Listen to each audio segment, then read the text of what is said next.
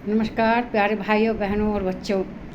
यह वीडियो हम कर्ण के बारे में बना रहे हैं कि कर्ण कितना आदर्शवादी और कितना वीर था, कितना बहादुर था। और वह अपने आदर्शों के सामने कोई किसी के सामंजस्य चाहे किसी को खुश करने के लिए अपने आदर्शों का नहीं बदलते थे। वो एक बार आप जानते हैं कि 17वें दिन का युद्ध था। महाभारत का युद्ध 18 दिन तक चला था, आप लोग जानते हैं। 18 दिन के बाद वो ख़त्म हो गया था। लेकिन कर्ण उस युद्ध में बहुत ही वीर थे और उन्होंने बहुत वीरता का परिचय दिया, अपने आदर्शों का भी पालन किया और वे अपने जो उनकी दानवीरता थी उस पर भी कायम रहे। उन्होंने उसमें कोई किसी एडजस्ट चाहे सामंजस्य बैठाने की कोशिश नहीं की। वे अपने वसूलों के पक्के थे। तो वही 17वां दिन था और एक जो सर्प था वो अर्जुन का दुश्मन था, क्योंकि अर्जुन ने तक्षक नाम के जो सर्प था उसके पूरे परिवार को आग लगा के जंगल में ख़त्म कर दिया था। तो जब जंगल की आग लगी तो उस सर्प का सारा परिवार ख़त्म हो गया। दो तक्षक था, उसका सारा परिवार, बाल बच्चे, पत्नी सब उसमें नष्ट हो। उसका एक लड़का अमरसेन बचा। तो अमरसेन अर्जुन से बदला लेने की हमेशा कोशिश करता था, लेकिन उसको नहीं मिल पाता था। तो 17वें दिन उसने समझा कि अब तो ये अर्जुन ख़त्म हो जाए, युद्ध ही ख़त्म हो जाएगा 18 दिन में। तो वह उससे बदला लेने के लिए जाके कर्ण के तर्कस में बैठ जाता है और कर्ण को बार बार कहता है कि मुझे तुम अपने इस धनुष पर चढ़ाकर और अर्जुन का लक्ष्य करके चलाओ, जिससे कि मैं अर्जुन को एकदम समाप्त कर दूं।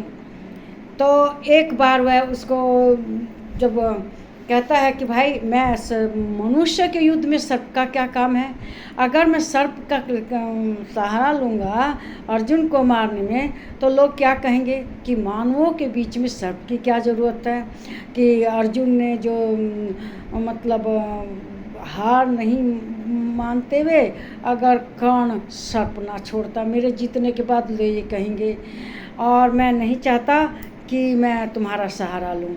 तो वो कहता है कि देखो उसने बहुत बड़ा अपराध किया है, हमारे साथ बहुत अन्याय किया है, पूरे जंगल में आग लगा दी थी, पूरा अरण्य जल के भस्म हो गया था, उसी में मेरे माँ बाप तक्षक जो सब था उसका पिता और उसका परिवार सब जल के भस्म हो गए थे, मुझे उसी का बदला लेना है।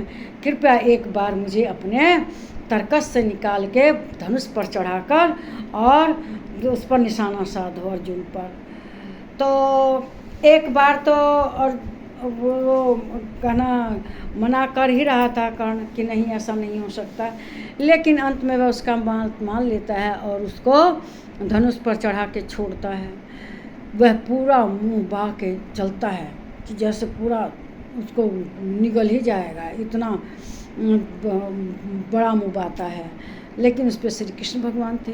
श्री कृष्ण भगवान जब उसको आते देखते हैं तो पहचान जाते हैं कि ये तो अमरसेन नाम का सर्प है, तक्षक का बेटा है। तो वे क्या करते हैं, अपने पैर से रथ को दबा देते हैं।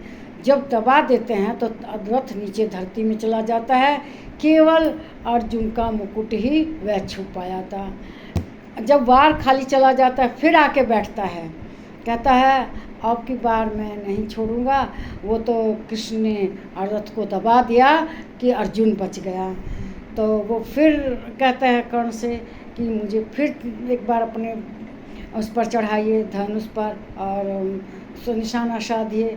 लेकिन वो कहते हैं कि देखो एक बार तो मैंने कर चढ़ा दिया तुम्हें, लेकिन ये जानते हो मैं जिस शस्त्र का एक बार प्रयोग करता हूँ फिर दोबारा नहीं करता और मैं अब ऐसी गलती नहीं कर सकता। वह ये मानव इतिहास में बहुत ही खराब होगा कि मैंने सबका एक बार नहीं दो बार सहारा लिया, अब मैं ऐसा नहीं कर सकता। वह कहता है कि मेरा जहर इतना विषैला है ना, एक बार में ही आदमी से मनुष्य समाप्त हो जाता है। वही तक्षक सांप जो उसको काटता है, जो वैशाली थी जो जिससे कर्ण प्यार करता था, उस वैशाली को भी तक्षक सांप काटता है। वो इसलिए काटता है, उसको कर्ण नहीं चाहता था कि ये जुआ खेले, युधिष्ठिर उनके दुर्योधन के साथ, वो जानता था कि इसमें जरूर कोई बड़ी चाल है और वह मना करने भी गया था। ये शकुनी जान गया था, उसने तक्षक को सिखा के भेजा था कि उसको एकदम फंसा के रखना है। तो जो वैशाली थी उसकी प्रेमिका कर्ण की, उसने उसको काट लिया। जब उसको काट लिया तो वो एकदम मूर्छित हो गई। वह वैद्य के लिए गया तो उसने कहा कि देखो दोपहर तक का समय है, नहीं बस दोपहर तक ये जी सकते, उसके बाद इसके प्राण निकल जाएंगे। तब कर्ण वहाँ जाता है जहाँ पर उसने काटा था और सब ऐसा तीर छोड़ता है कि सब जितने भी उसके वंशज थे तक्षक के, उसके जाल में फंस गए थे। तो वो कहता है तक्षक को कि बाहर आ जाओ, तुमने ही डसा है और तुम अगर नहीं आओगे तो मैं सबको आग में भस्म कर दूंगा। आग जला देता अपने धनुष को छोड़ कर, धनुष चला के। तब वह देखता है मेरा तो परिवार ही समाप्त हो जाएगा। तब वह उसके पास आता है और कहता है कि ठीक है, मुझे शकुनी ने सिखा के भेजा था कि कर्ण को रोक के रखना वहाँ पर, वो काट लेगा वैशाली को तो उसमें रुका रहेगा, और यहाँ युद्ध में उन्हें छल कपट और बहुत बड़ा पाप करना था। तो इसीलिए कर्ण को वहाँ उसने वैशाली को सांप से कटवा कर रोक दिया था कर्ण को। तो कर्ण तो उसमें फंस गया था, लेकिन कर्ण वीर था, अपनी वीरता से तक्षक को अपने वश में कर लेता है। और जो जहर झाड़ने वाला था उसने कहा था कि जिसने काटा है वही इस जहर को खींचेगा। तब कर्ण उसको तक्षक को लेके जाता है और उससे जो सांपने झाड़ने वाला था उससे वो सांप का जहर खिंचवाता है तक्षक से, और वह जहर खींचता है और इस तरह से वैशाली जिंदा हो जाती है। और वह उस दूत क्रीड़ा में भी पहुंच जाता है, जो जुआ चल रहा था युधिष्ठिर और दुर्योधन वगैरह के बीच में, वह पहुंच जाता है। और वह नहीं चाहता कि ये जुआ हो, लेकिन उस समय तक तो वो पूरा हो गया था। और उस समय उससे दुर्योधन कहलवाता है कि जो 5 पतियों की पत्नी है, जो 5 पतियों के साथ रहती है, जो 5 मर्दों के साथ रहती है, उसको क्या कहेंगे, उसे वैश्या ही ना कहेंगे। तब वो कहता है हाँ वैश्या ही कहेंगे, कौन कहता है। तो इस तरह से उसे द्रौपदी के प्रति खराब शब्द भी बोलवा देता है। तो इसमें यही है कि जो तक्षक सांप था उसी का ही लड़का अमरसेन, उसका बेटा जो था, कर्ण के तर्कस में जाके बैठ गया था और कर्ण से बार बार उसको अपने धनुष पर चढ़ाने के लिए कह रहा था कि एक बार और चढ़ा दो, मैं इस अर्जुन को समाप्त कर दूंगा।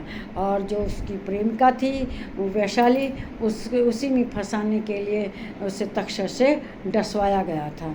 तो खैर उस समय तो वो ठीक हो गई और वो भी वहाँ पर दूत क्रीड़ा में पहुँच गया था।